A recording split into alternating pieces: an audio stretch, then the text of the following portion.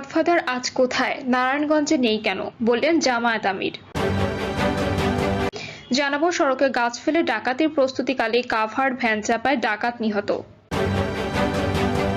এবং সর্বশেষ জানাবো আওয়ামী লীগকে নিষিদ্ধ হচ্ছে, যা জানালেন আসিফ মাহমুদ।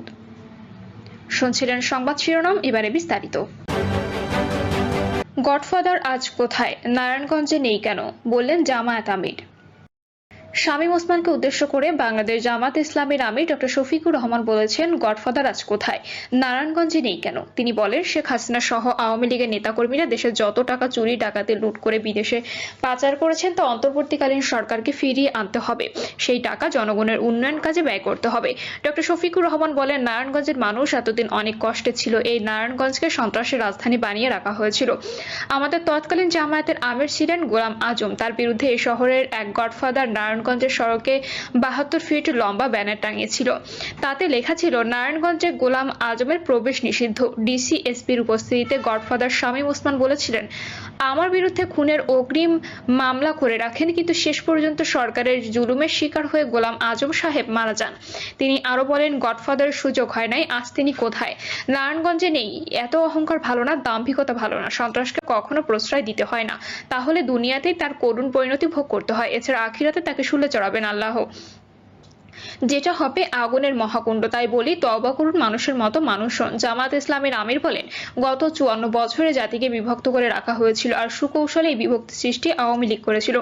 তারা বিভক্তি শুরু করেন পাহাড়িদের দিয়ে, আর ঘোষণা দিয়ে বলেন, আমরা সবাই বাঙালি, কিন্তু এটা নিয়ে পাহাড়ি প্রতিবাদ করেন। তখন থেকে এই যে বিভক্তি শুরু হয়েছে তা এখনো চলমান রয়েছে, এখনো ওইখানে শান্তি প্রতিষ্ঠা হয় নাই। তারা এখন বিভিন্ন গ্রুপে বিভক্ত হয়ে নিজেরা সংঘর্ষে জড়াচ্ছেন। এই বিভক্তি যতদিন থাকবে ততদিন এ জাতির মধ্যে একটা একতা সৃষ্টি হবে না, যা দেশের মানুষ গত 53 বছর প্রত্যক্ষ করেছেন। সড়কে গাছ ফেলে ডাকাতির প্রস্তুতিকালে কাভার্ড ভ্যান চাপায় ডাকাত নিহত। সড়কে গাছ ফেলে ডাকাতির প্রস্তুতিকালে কাভার্ড ভ্যান চাপায় এক ডাকাত সদস্য নিহত হয়েছেন। রাত 3টার সময় চাঁদপুরের কচুয়া সাচার গৌরীপুর সড়কের শিমুলতলী মোড়ের উত্তর পাশে বটতলায় এ ঘটনা ঘটে। নিহত ডাকাত সদস্যের নাম মহসিন হোসেন। তিনি কুমিল্লার তিতাস উপজেলার রঘুনাথপুর ভিটিকান্দি গ্রামের বাচ্চু মিয়ার ছেলে। থানা সূত্রে জানা যায়, ঢাকার নবাবপুর থেকে কচুয়াগামী স্পর্শ এন্টারপ্রাইজের একটি কাভার্ড ভ্যান কচুয়া বাজারের ব্যবসায়ীদের মালামাল নিয়ে আসছিল। শিমুলতলী বটতলা নামক স্থানে এলে সংঘর্ষ ডাকাত দল গাছের গুড়ি ফেলে গতিরোধের চেষ্টা করে এবং চালককে এলোপাতাড়ি কুপিয়ে গুরুতর জখম করে। পরে চালক কাভার্ড ভ্যানটি নিয়ন্ত্রণ হারালে রাস্তায় উল্টে যায়। এতে এক ডাকাত সদস্য গাড়ির নিচে চাপা পড়ে ঘটনাস্থলে প্রাণ হারায়। এ সময় অন্য ডাকাত সদস্যরা পালিয়ে যান। ঘটনার কিছুক্ষণ পরেই কচুয়া থানার টহল পুলিশ এসআই আনোয়ার হোসেন গাড়িতে আটকে পড়া চালককে গুরুতর আহত অবস্থায় উদ্ধার করেন। ভোরবেলায় তাকে ঢাকা মেডিকেল কলেজ হাসপাতালে পাঠান। এ সময় কাভার্ড ভ্যান, গাছ কাটার করাত, গাছের গুঁড়ি জব্দ করা হয়। কচুয়া থানার ওসি এম আব্দুল হালিম জানান, সংঘবদ্ধ ডাকাত সদস্যরা ডাকাতির প্রস্তুতির জন্য সড়কে গাছের গুঁড়ি ফেলে ব্যারিকেড দেয় এবং চালককে কুপিয়ে গুরুতর আহত করে। ঘটনার দিন টহলরত পুলিশের সংবাদ পেয়ে ঘটনাস্থল থেকে নিহত ডাকাত সদস্যের লাশ উদ্ধার করে ময়নাতদন্তের জন্য চাঁদপুর মর্গে পাঠানো হয়েছে। আওয়ামী লীগকে নিষিদ্ধ হচ্ছে, যা জানালেন আসিফ মাহমুদ। রাজনৈতিক দল হিসেবে আওয়ামী লীগকে নিষিদ্ধ করার ব্যাপারে অন্তর্বর্তী সরকার শিগগিরই পদক্ষেপ নেবে বলে জানিয়েছেন উপদেষ্টা আসিফ মাহমুদ সজীব ভুঁইয়া। এ প্রসঙ্গে স্থানীয় সরকার, পল্লী উন্নয়ন ও সমবায় মন্ত্রণালয়ের উপদেষ্টা বলেন, প্রথমত এটা অত্যন্ত ইতিবাচক যে আওয়ামী লীগ নিষিদ্ধ করার ব্যাপারে রাজনৈতিক দলগুলোর মধ্যে এক ধরনের ঐক্যমত তৈরি হচ্ছে। দেশের মানুষ তৎকালীন ক্ষমতাসীন ওই দলের অগণতান্ত্রিক এবং একগুঁয়েমি মনোভাব ও কার্যকলাপ মেনে নিতে পারেনি বলে 5ই আগস্টের আগে ও পরে তাদের মধ্যে দলটি নিষিদ্ধ করার বিষয়ে ঐক্যমত প্রতিষ্ঠিত হয়। রাজনৈতিক দলগুলোর মধ্যে এমন ঐক্যমত তৈরি হলে সরকারের জন্য যে কোনো সিদ্ধান্ত বাস্তবায়ন করা সহজ হবে। বার্তা সংস্থা বাসসকে দেওয়া একান্ত সাক্ষাৎকারে রাজনৈতিক দল হিসেবে আওয়ামী লীগকে নিষিদ্ধ করার ব্যাপারে সরকার সহসাই কোনো পদক্ষেপ নিচ্ছে কিনা এমন প্রশ্নের জবাবে তিনি এসব কথা বলেন। আসিফ মাহমুদ বলেন, আমি মনে করি সাধারণ মানুষ কিংবা রাজনৈতিক দল যে বা যারাই হই না কেন, আমরা এদেশের জনগণকে রিপ্রেজেন্ট করি। ফলে 5ই আগস্টের পরে জনগণের যে আকাঙ্ক্ষা ও চাওয়ার জায়গা আছে সেগুলোকে প্রাধান্য দেওয়াটাই আমাদের মূল লক্ষ্য হওয়া উচিত। সে জায়গা থেকে বিএনপির পক্ষ থেকে আওয়ামী লীগ নিষিদ্ধ যে দাবি উঠেছে, আমি বিষয়টিকে সাধুবাদ জানাতে চাই। অন্তর্বর্তী সরকারের যুব ও ক্রীড়া মন্ত্রণালয়ের উপদেষ্টা আসিফ মাহমুদ বলেন, বিচারিক প্রক্রিয়া ছাড়াও 4টি আইন রয়েছে, যেখানে সরকার নির্বাহী আদেশে যে কোনো দলের বিরুদ্ধে ব্যবস্থা নিতে পারে। তবে এটা লিগ্যাল ফ্রেমওয়ার্কটা কি হবে এই বিষয়ে সরকার এখনো সিদ্ধান্ত নেয়নি। তিনি বলেন, বিচারিক প্রক্রিয়া স্বাভাবিকভাবেই জুলাই আগস্টের গণহত্যার সঙ্গে স্বৈরাচার আওয়ামী লীগের সম্পৃক্ততা প্রমাণিত হওয়ার কথা। সেক্ষেত্রে আওয়ামী লীগকে দলীয়ভাবে নিষিদ্ধ করা, নিবন্ধন বাতিল করা সহ যে কোনো ব্যবস্থা সরকার গ্রহণ করতে পারে।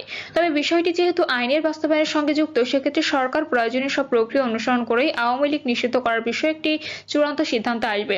উপদেষ্টা বলেন, আমি আশ্বস্ত করতে চাই, বাংলাদেশের জনগণের চাওয়া প্রতিফলন ঘটাতে সরকার এ ব্যাপারে দ্রুতই পদক্ষেপ নেবে। জুলাই গণঅভ্যুত্থানে নেতৃত্ব দেওয়া শিক্ষার্থীদের নতুন রাজনৈতিক দল গঠন প্রসঙ্গে সরকারের এই উপদেষ্টা বলেন, 5ই আগস্টের পরিবর্তনের পরে আমরা একটি অন্তর্বর্তীকালীন সরকার গঠন করেছি। একটি গণঅভ্যুত্থান যারা ঘটায়, পরবর্তী প্রক্রিয়ার সঙ্গে তাদের সম্পৃক্ততা না থাকার কারণে আমরা অতীতে দেখেছি যে গণঅভ্যুত্থানের অর্জনগুলো সব নষ্ট হয়ে যায়।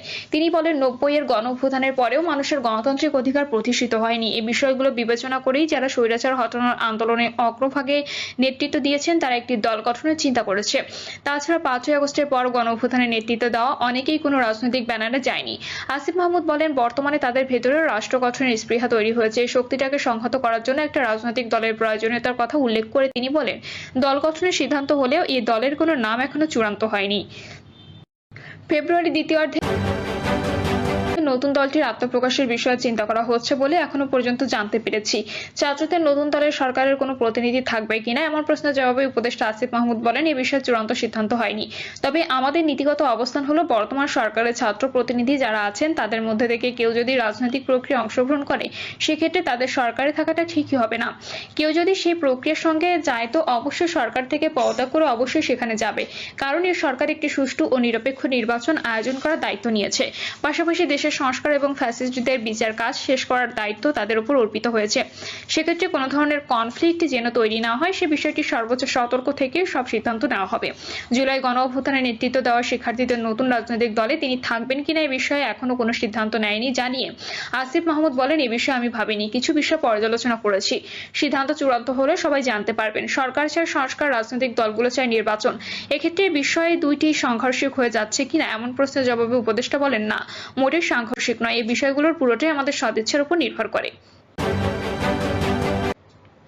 এই প্রসঙ্গে তিনি বলেন, এই সরকার স্পষ্ট একটি ইতিবাচক রাজনৈতিক কাঠামো নির্মাণের দায়িত্ব নিয়ে ক্ষমতা এসেছে। 5ই আগস্টের পরে মানুষের মধ্যে এই মনোভাবই ছিল যে কোনো একটি রাজনৈতিক দলকে যদি ক্ষমতায় বসিয়ে দেওয়া হয় তবে সেও ওই একই গতানুগতিক ধারায় কাজ করবে। তবে এসব বিষয়ে অনেকগুলো চ্যালেঞ্জ এই সরকারও ফেস করেছে, কারণ সমাজের প্রত্যেকটি কাঠামোতেই স্বৈরাচারের দোষরা রয়ে গেছে। আসিফ মাহমুদ সংস্কার কমিশন থেকে যে 6 প্রতিবেদন দেওয়া হয়েছে সেই প্রসঙ্গ টেনে বলেন, এই রিপোর্টগুলো যথাযথ স্টেক হোল্ডারের কনসালটেশনের মাধ্যমে বাস্তবায়নের মধ্য দিয়ে একটি সুষ্ঠু নির্বাচনের মাঠ তৈরি হতে পারে। তিনি আরো বলেন যে রাজনৈতিক দলগুলো শেখ হাসিনার সময় বলে আসছিল বিদ্যমান কাঠামোতে নির্বাচন সম্ভব নয়, তারা এখন আবার একই বিদ্যমান কাঠামোতে নির্বাচনের কথা কোন গ্রাউন্ড থেকে বলছে এটা আমার কাছে স্পষ্ট নয়, সেটাও তাদেরকে স্পষ্ট করতে হবে। একই সংবিধান আইন কানুন রেখে নির্বাচন করলে এটা স্বৈরাচার